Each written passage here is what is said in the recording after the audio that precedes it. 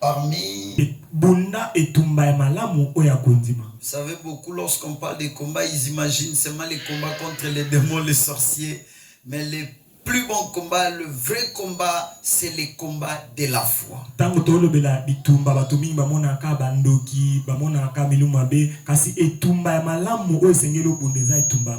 Pourquoi les combats de la foi est les bons combats et les combats le plus important?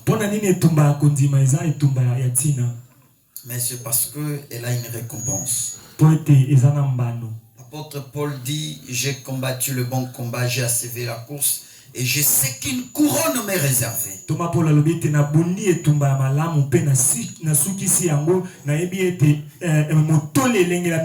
Vous savez, les combats avec les démons et les sorciers, je ne sais pas si quelqu'un vous payera ça. Vous faites des combats,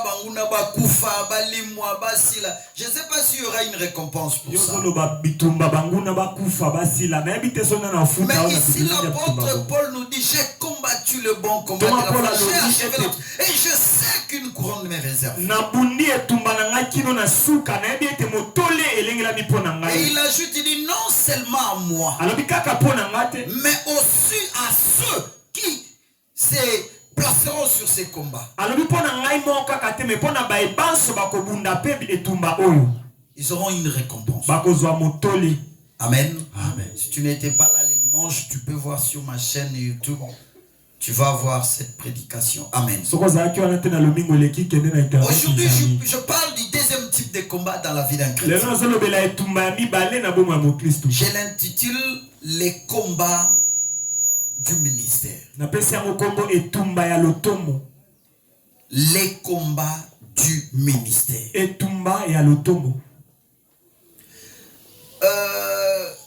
Quand je parle du combat du ministère, eh bien aimé, je voudrais d'abord commencer à nous dire que lorsque Dieu envoie les gens sur la terre, Dieu les envoie avec une mission particulière. N'est-ce pas ça? Et lorsqu'un homme qui a la mission de Dieu naît sur terre, le diable va chercher à tout prix à le désorienter de la vision ou du plan de Dieu pour ça.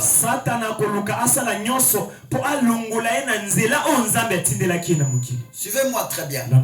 Le diable fera tout pour désorienter l'homme ou la personne que Dieu a mandaté à confier une mission ou la personne que Dieu a confié un ministère pour l'exercer sur la terre.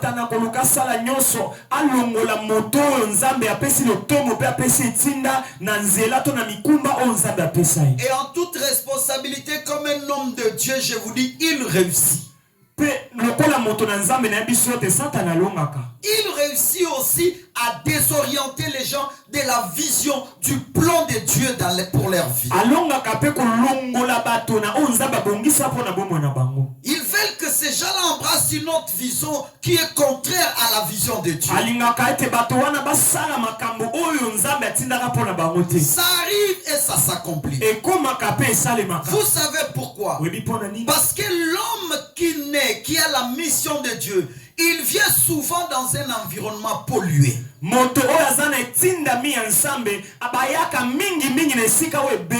Parce que l'environnement où l'enfant ou l'homme que Dieu a donné la vision vient, l'environnement est pollué par beaucoup des enjeux spirituels, héréditaires, coutumières, sorcellériques, occultes. Pour dévier les gens qui naissent avec la mission de Dieu du plan divin.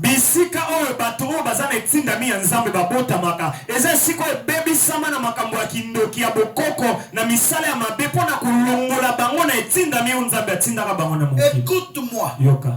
Pourquoi l'occultisme, la sorcellerie s'enracine dans beaucoup de familles?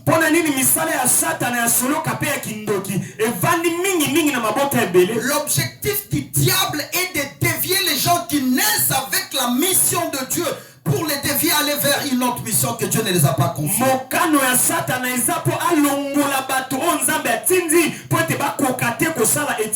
Voilà pourquoi vous allez voir dans beaucoup de familles, avant que quelqu'un ne rencontre Jésus, parfois il avait une mission excellente de Dieu, mais le déviationnisme du diable l'a fait une impudique. Un voleur, un homme ou une femme de mauvaise vie, c'est pas sa destinée. C'est un combat pour les dévier par rapport au plan divin. Alléluia. Voilà pourquoi c'est important de naître dans un environnement où les pères et la mère sont des chrétiens. Frères et sœurs, le Seigneur m'a dit ceci. Un enfant qui naît dans un couple chrétien, il a un gage de non-déviationnisme du plan de Dieu.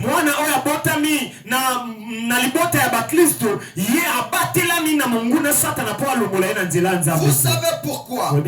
Lorsque l'enfant nous dit, et la Bible nous dit, s'il vous plaît, éduque l'enfant selon la voie qu'il doit suivre, pour que lorsqu'il sera grand, qu'il ne s'en détourne pas.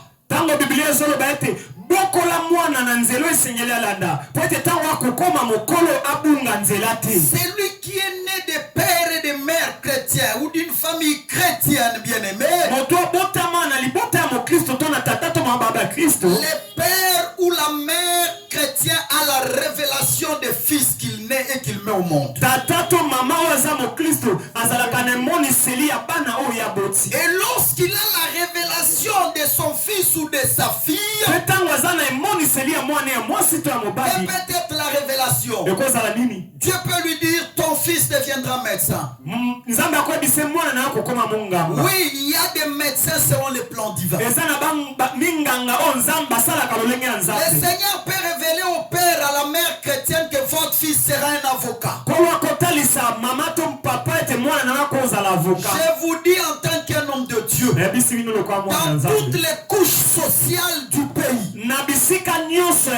il y a des gens en mission de la part de l'Elohim pour amener et influencer cet environnement. Il y a des journalistes chrétiens, il y a des médecins chrétiens, il y a des procureurs chrétiens. Ne vous trompe pas, il y a des banquiers chrétiens, il y a des hommes politiques chrétiens, les gens que Dieu a destinés d'avoir une influence politique sur la terre. Dans tous les domaines ou les secteurs de la vie, Dieu a des hommes en mission. Voilà pourquoi il est important que les parents détectent la mission de l'enfant, pour l'inculquer dès le bas âge les valeurs chrétiennes dans son travail. Alléluia. Il doit être inculqué des valeurs d'un médecin chrétien. Il ne fait pas les avortements. Pour lui, la vie humaine est sacrée.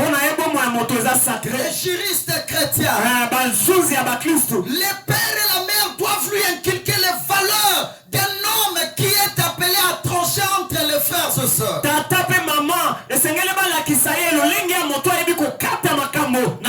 Apprenant la justice, l'équité et l'égalité de tous devant la loi. Et lorsqu'il tranche les problèmes, il ne donnera pas l'avantage aux pauvres parce qu'il est pauvre. Il n'acceptera pas de présents chez un riche pour dévier la vérité. Il est important d'être révélé de ce que Dieu a donné comme mission à ton fils ou à ta fille. Il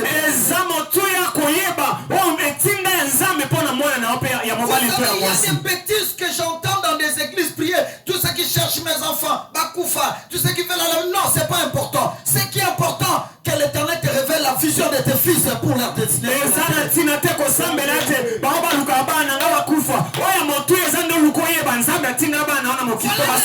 Les prières que nous avons besoin dans l'église du Seigneur. Écoute-moi bien aimé. bien-aimé. Yoka.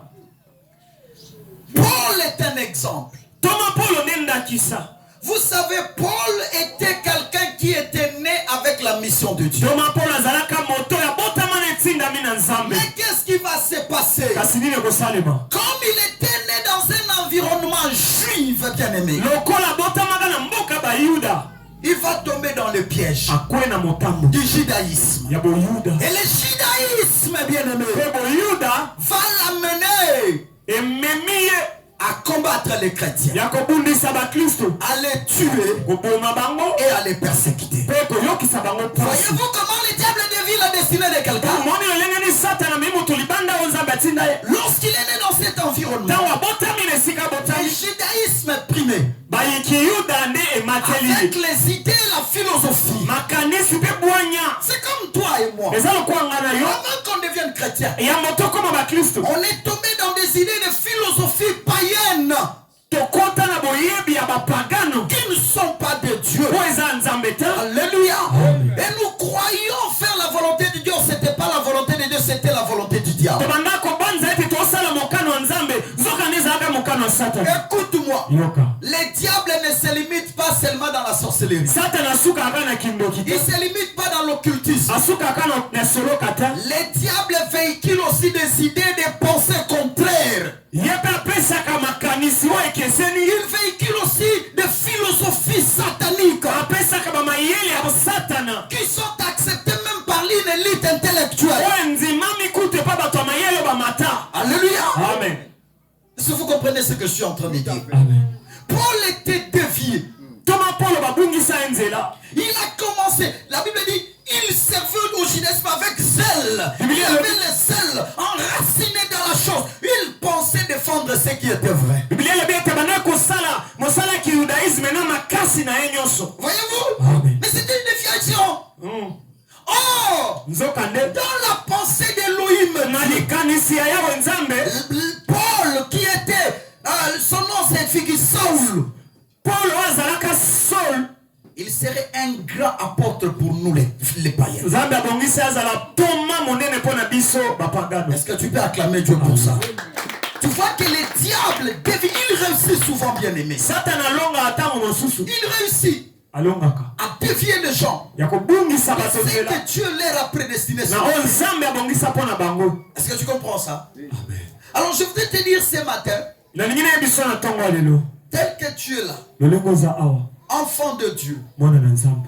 tu as un ministère que Dieu t'a confié. Ozana lotomo o nzambe apesa yo. Le ministère, c'est pas seulement être pasteur. Lotomo ezaka koza pasteur te. Ça, c'est faux. Wane ya lokuta. Alléluia. Le ministère, Lotomo, votre ministère, lotomo na yo. c'est votre responsabilité. Ezali mokumba na yo. C'est votre mission Ezali tinda na yo. confiée par Elohim O nzambe apesi yo. afin que vous l'imposiez sur la terre. Po ete osala yango na mokili. Alléluia. Amen. C'est ça votre ministère. Yango nde lotomo na yo. Même celui qui chante là, ces frères-là, Ata bandeko bazoyemba awa. il a un ministère de chanteur pour Dieu. Azala lotomo akoyemba pona nzambe. Alléluia. Amen. Un don que tu as, c'est un ministère, c'est ça ta tâche. Likabo nzambe apesi yo yango nde mokumba na C'est yo. ce que le Seigneur t'a donné, il t'a confié pour que tu serves à cela en son compte, pour que les hommes soient bénis. Eza okolo nzambe apesa yo osala yango po ete bato bazwa litomba. Et que tu impartes ta génération. Pe ete bato ya ekeke na yo balanda yo. Dieu t'a confié un ministère pour imposer cela dans le monde. Nzambe apesa yo lotomo po otie yango na mokili. Ça peut être une vision. Ekozala emoniseli. Ça peut être votre touche particulière. Ekozala lolenge na yo kosala makambo. Ça peut être votre savoir-faire. Ekozala boyebi na yo kosala makambo. Il y a des gens qui ont des son ministère et qu'il a des idées géniales. Eza bato mosusu lotomo na bango ezalaki azala na makanisi ya kitoko. Oui, mais comme ça, au Congo, tout le monde veut devenir prophète, je ne sais qui que ce soit. Na Congo moto nyonso alingi akoma prophète. Mais il y a des gens à qui Dieu a confié seulement des idées. Ezala bato mosusu nzambe apesa bango ka makanisi. Des idées géniales qui peuvent vous faire avancer. Makanisi oyo ekosala yo tokende Qui liboso. peuvent vous amener au haut quand vous le pensez. Ekotombola yo. Voilà pourquoi pourquoi le plus important dans la vie, c'est de découvrir son ministère. Je vous dis, si vous n'avez pas encore découvert votre ministère, vous servez au dessein du diable. Quand tu viens à Dieu, ne cherche pas d'abord à connaître les sorciers de ta famille. Parce que c'est pas important. C'est pas intéressant. Et ça ne t'aidera à rien. Mais ce qui t'aidera le mieux, c'est connaître la pensée d'Elohim pour ta vie. Pourquoi il t'a envoyé sur la terre?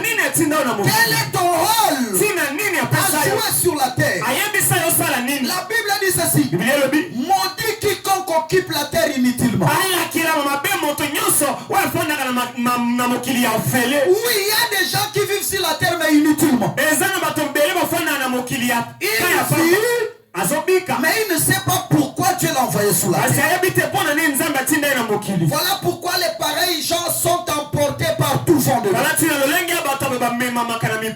les voleurs, il est là, on l'emporte. Chez les fumeurs de chanvre, il est là.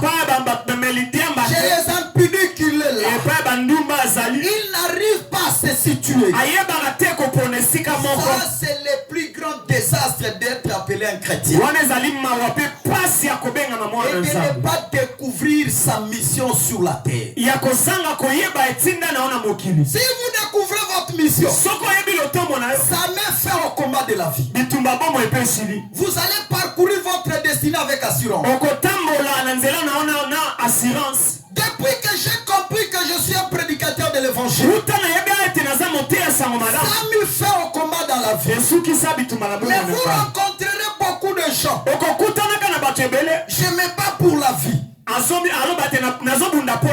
Parce qu'il n'a pas découvert sa destinée. Le jour où tu comprendras qui tu es, ça sera la fin de combat. Parce que tu vas travailler à ton ministère. Et après autant de temps, ce ministère-là produira. Est-ce que tu peux acclamer Dieu pour ça? Parce que bien aimé, le ministère que Dieu te donne, c'est pas un gagne-pain. Mais c'est un producteur de vie. Par ton ministère, beaucoup de vies peuvent être relevées. Par ton ministère, beaucoup de destinées peuvent voir la lumière. Le ministère n'est pas un gagne-pain. Moi, je ne fais pas mon ministère pour gagner les mabonzas, non, mais pour produire de choses. Paul dit ceci: on nous regarde comme des pauvres, mais nous enrichissons plus. Est-ce que tu peux acclamer pour ça? C'est ça le ministère de Dieu. Je t'interpelle. Découvre ton ministère. Découvre pourquoi Dieu t'a destiné. C'est soi-disant prophétie, ça ne t'amènera nulle part. Ça ne te servira à rien. Tu l'as entendu 5 ans, qu'est-ce qui a changé? Ah, c'est ça la vérité, bien aimé. Qu'est-ce qui a changé? Découvrir qui tu es en Christ. C'est ça la plus grande chose qu'un chrétien doit comprendre. Alléluia. Alléluia. C'est la vérité. Bien aimé, regardez Paul. Le diable a tenté de le dévier. Mais le Seigneur l'a récupéré. Vous savez pourquoi? Si Dieu vous a doté d'un don ou d'un ministère, elle trouvera toujours une place. Et elle s'imposera, impactera aussi les hommes et les femmes de génération. L'apôtre Paul dit ceci: lorsqu'il a pris à celui qui m'a mis à part dès le sein de ma mère, de révéler à moi son fils Jésus, je ne consulta ni la chair ni le sang, mais j'accepta de faire la volonté. Et quelle est cette volonté? Quitter le judaïsme et venir en Christ. Alléluia. Quitter le judaïsme, c'était pas facile. Parce que toute sa famille savait qu'il était un homme ancré dans les judaïsmes. J'ai béni beaucoup le Seigneur pour ceux qui ont quitté le kimbangisme, le catholicisme, je ne sais quoi que ce soit, pour venir vers leur véritable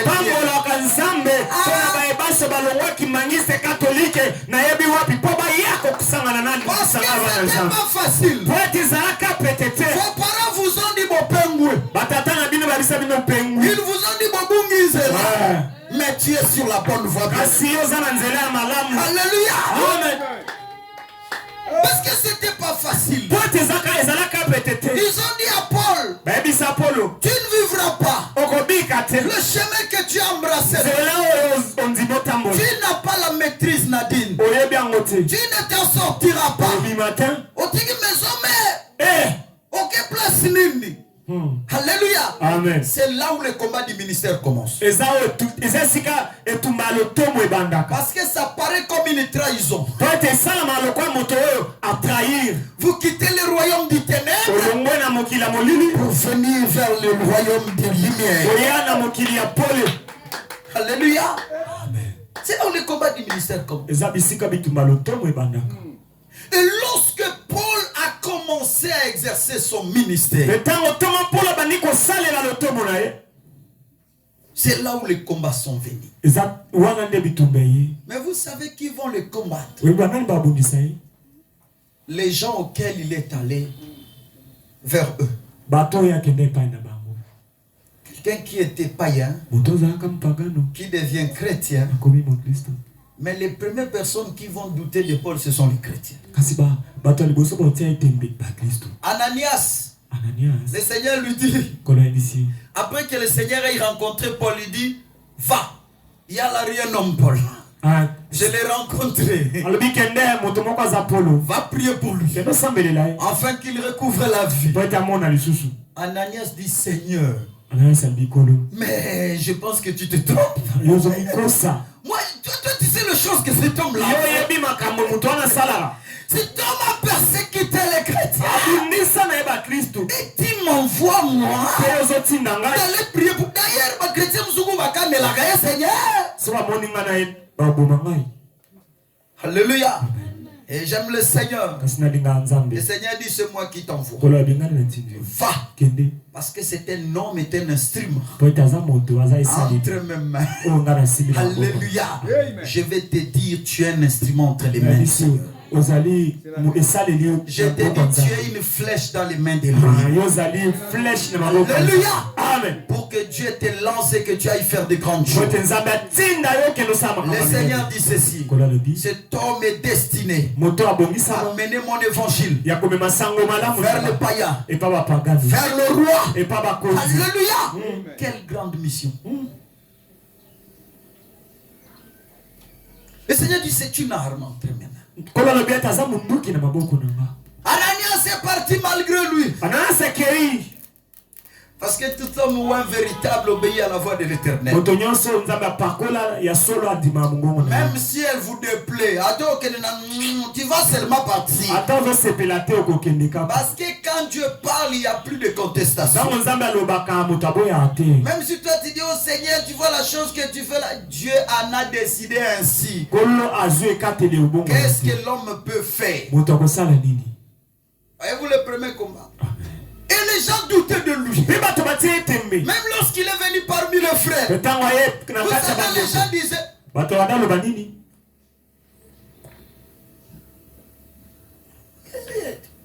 celui-là, non? Tu ne le connais pas. Vous savez le mal de devenir chrétien. Dieu ne change pas aux gens la figure. La taille, tout vous en avez le même. Alors, ma prière est longue. Ça, c'est quel genre de prière?